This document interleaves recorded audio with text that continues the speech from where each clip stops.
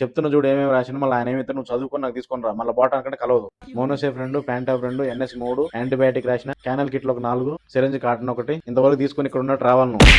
ఈ ఎంకే ఏమి ఇంటికి రా డాక్టర్ గారు అంటాడు. ఇంటికి వస్తేనే మొక్కలు ఉండరు. ఇంటికి వచ్చిన దాకా ఒకటే ఫోన్ మీద ఫోన్ చేస్తాడు. హలో ఎంకే, ఇంటికి వచ్చిన ఎవరు లేరు కానీ ఇంటికాడ, మరి నువ్వు ఇంటికి పో నాకెందుకు ఒకటే ఫోన్ చేసిన వెంకయ్య? నా ఊళ్ళో చాలా మంది పేషెంట్లు ఉండరు, హాస్పిటల్ కాడ పేషెంట్లు ఉండరు, అందరూ రోజులు పెట్టుకుని ఇంటికి వస్తే ఇంటికాడ ఎవరు లేరు. ఏమో ఎంకే నీ మాట మీద గౌరవం, ఇంటికి వస్తే ఎట్లా చేస్తావు, రాకపోతే నేను ఫీల్ అవుతావు. సరే హాస్పిటల్ కాడికి తీసుకుని రా.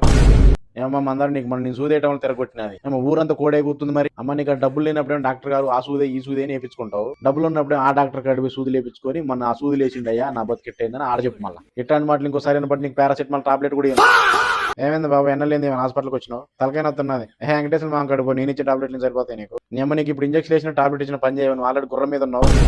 పెద్ద మీ కాలు నన్ను చూడమంటే చూస్తలే కానీ మన కాడ అయ్యేది కాదు. దీన్ని హైదరాబాద్ తీసుకోవాలి, డబ్బులు రెడీ చేసుకుని నాకు ఒక రోజు చెప్తే మనం పోదాం. మనకు తెలిసిన హాస్పిటల్ ఉంది, తక్కువనే మాట్లాడతా. సరే పెద్దమ్మ నేను చెప్పేది చెప్పిన తర్వాత మీ ఇష్టం.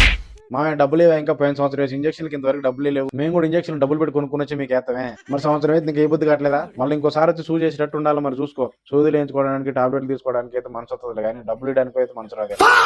బాబు లో బీపీ ఉంటుంది, వాటర్ మధ్య కొంచెం ఎక్కువ తాగు. ఎందుకంటే హై బీపీ ఉన్న నమ్మలేస్తాం కానీ లో బీపీ ఉండకూడదు. తాత షుగర్ మళ్ళీ పెరుగుతుంది, అన్నం గట్టి తింటున్నావు, మంది వేస్తున్నావు, బీడీ తాగుతున్నావు. షుగర్ ఒకసారి అయ్యిందంటే తెలగ లేటు చేసేది ఏమి ఉండదు. ఇంకా మరి డాక్టర్ చెప్పింది నువ్వు డాక్టర్ కాడికి ఏంటికి వచ్చేది ఊకే?